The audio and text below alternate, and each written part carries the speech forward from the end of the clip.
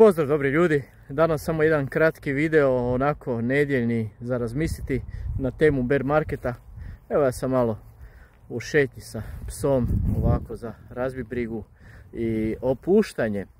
Dakle, ovo nam je 7. video ovaj tjedan, 5. javni, 2 su bila samo za članove, ali mi idemo jako. No vratimo se mi bear marketu. Česta tema, česti pojam u vašim komentarima, pa ću iznijeti neke činjenice i podatke na tu temu. Dakle, pitamo se uvijek koliko je nešto vjerojatno. Dakle, koliko je vjerojatno da će Bitcoin rasti ako je S&P 500 napravio korekciju od preko 7% u 2 tjedna? Ili koliko je vjerojatno da će Bitcoin rasti ako je Nasdaq napravio korekciju od preko 11% u posljednja 2 tjedna? Isto tako, možemo se pitati još neka pitanja. Koliko je vjerojatno da je bear market, a toliko ljudi priča i piše u komentarima da je bear market? To bi značilo da je većina u pravu, što baš i nije slučaj. Bear market, gotovo je i slični izrazi. Koliko je vjerojatno da druga najveća kriptovaluta ne napravi all time high, tu mislimo naravno na Ethereum, a sad ima i svoj ETF?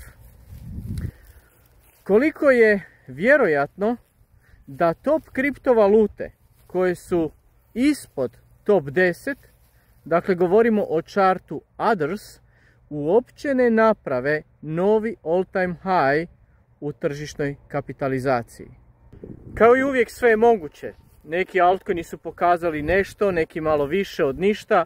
Dobili smo po njihovom pitanju jedno drugačije tržište koje je u prilično nesređenom stanju. Međutim, ako ovo jest bear, odnosno dokaže se da jest u neko skorije vrijeme, onda obratite pažnju na sljedeće. Zašto kažem ako? Jer uvijek postoji mogućnost. Mene je vrijeme provedeno na tržištu naučilo da ne isključujem niti jednu mogućnost, pa uzmimo da jest bear.